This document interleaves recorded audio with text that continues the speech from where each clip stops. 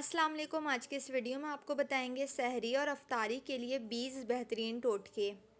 हर सहरी में कम से कम 2 चम्मच दही खाने से प्यास नहीं लगती। सहरी में 2 खजूरें लाजमी खाएं, इससे आपकी एनर्जी में इजाफ़ा होगा। रोज़ाना इस्बगोल का इस्तेमाल ज़रूर करें। सहरी में ज़्यादा तेल में तली हुई चीज़ें खाने से गुरेज करें। सालन के बजाय सहरी में कबाब का इस्तेमाल करें। अगर बेक हो तो आराम से 2 खा सकते हैं। तमाम ड्राई फ्रूट थोड़े थोड़े मिलाकर खाएं, चाहे दलिया में शामिल कर लें। चपाती या ब्रेड का इस्तेमाल करें, लेकिन सहरी में तेज़ मिर्च वाले सालन से परहेज़ करें। सहरी में लस्सी पीने से पूरे दिन प्यास नहीं लगती। सहरी में छोटी इलायची का कहवा बनाकर पीने से आंतें खुश्क नहीं होती। सहरी में कॉफ़ी चाय का इस्तेमाल नहीं करें, क्योंकि इससे दिन भर पानी की तलब होगी। अफ्तारी के लिए कुछ बेहतरीन टिप्स और टोटके।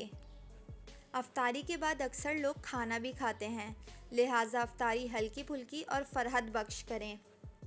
रोज़ा एक नहीं बल्कि 2 खजूरों के साथ अफ्तार करें। अफ्तार में कोल्ड ड्रिंक्स का इस्तेमाल हरगिज़ ना करें। इफ्तार में फ्रूट चाट खाएं, लेकिन इसमें ढेर सारी चीनी और चाट मसाला डाल देने से गुरेज करें। पकोड़ों में पालक डालने से कैलोरीज कम होती हैं। पकोड़ों में सोडा ना डालें, इससे ब्लड प्रेशर बढ़ सकता है। बगैर सोडे के भी पकोड़े अच्छे बन सकते हैं।